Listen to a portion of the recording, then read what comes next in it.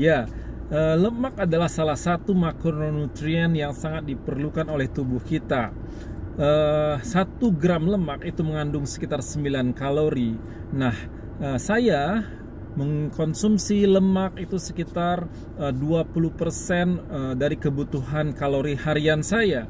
Nah, saya menganut paham bahwa 40% dari kalori harian itu diambil dari karbohidrat, sekitar 30-40% itu dari protein, dan kemudian 20% itu dari lemak ya. Nah, tetapi dalam mengkonsumsi lemak ini kita harus memilih lemak yang sehat tentunya.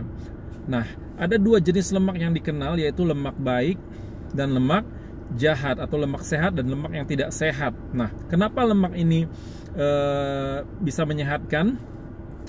Jadi lemak ini jika dikonsumsi, lemak sehat atau lemak baik ini jika dikonsumsi, maka dia akan membantu menjaga pembuluh darah dan jantung, kesehatan jantung kita, juga kesehatan saraf dan otak kita ya. Nah, lemak baik itu adalah lemak tidak jenuh. Dan lemak tidak jenuh ada 2, yaitu jenuh ganda dan lemak tidak jenuh tunggal ya. Nah, dari mana kita bisa mendapatkan lemak tidak jenuh tunggal ini? Kita bisa mendapatkannya dari kacang-kacangan ya, dan dari beberapa jenis makanan nabati seperti olive oil, seperti itu ya. Nah, kemudian lemak jenuh ganda itu kita bisa dapatkan dari ikan laut ya, dari salmon, tuna, dan semacamnya. Oke.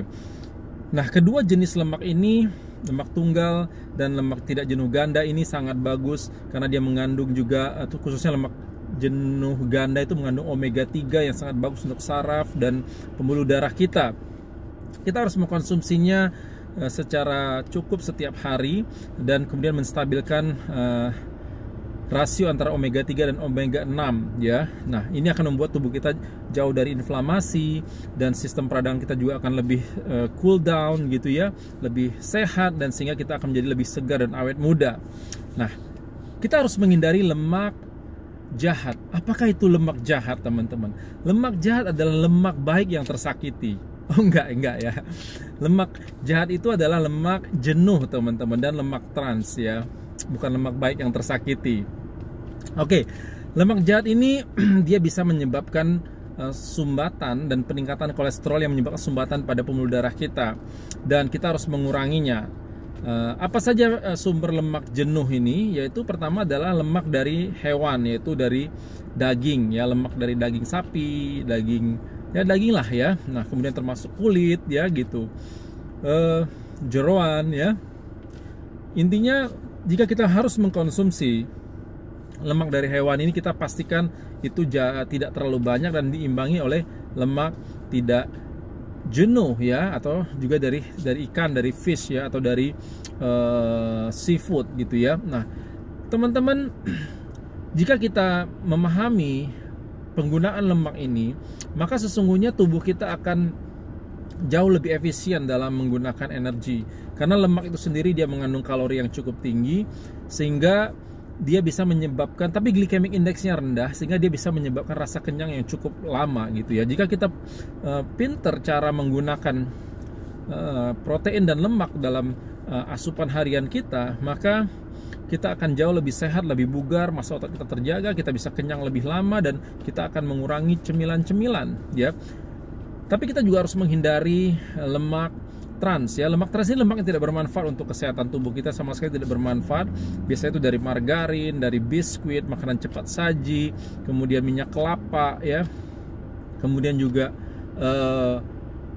makanan-makanan yang olahan ya, termasuk juga snack bar gitu ya. Nah, itu semuanya mengandung lemak trans, dan lemak ini tidak bermanfaat sama sekali, dan dia sulit untuk dicerna dan bisa menyebabkan masalah pada jantung dan pembuluh darah kita. So, hindari lemak-lemak trans ini, dan kemudian konsumsi cukup olive oil, kemudian kacang-kacangan seperti kacang almond ya, kemudian juga macadamia ya, kemudian juga teman-teman mengkonsumsi tuna. Selain mengandung omega 3 dan lemak tidak jenuh ganda.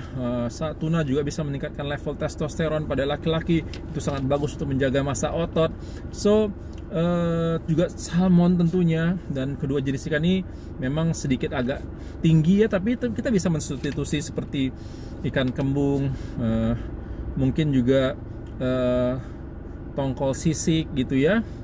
Nah, itu juga mengandung omega 3 dan lemak tidak jenuh ganda yang cukup tinggi. Nah, teman-teman, rasanya juga enak ya, dan cara memasaknya yang paling bagus adalah di steam, atau teman-teman bisa melakukannya dengan di fry pan tanpa minyak atau dengan sedikit olive oil ya, kemudian dengan sedikit bumbu garam dan lada seperti itu, atau teman-teman bisa melakukannya dengan di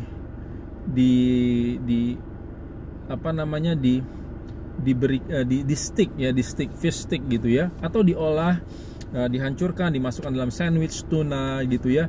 Itu luar biasa rasanya. Nah, perbanyaklah mengkonsumsi ikan, tuna dan salmon ini, atau mungkin ikan kembung, ikan tongkol sisik ya. Nah, ini akan sangat membantu kesehatan kita, membuat kulit lebih cerah, rambut lebih bagus ya, dan hindari lemak jahat ya. Lemak jahat adalah bukan lemak baik yang tersakiti. Oke, itu saja sore ini dari saya. Assalamualaikum warahmatullahi wabarakatuh. Sampai jumpa di video saya berikutnya.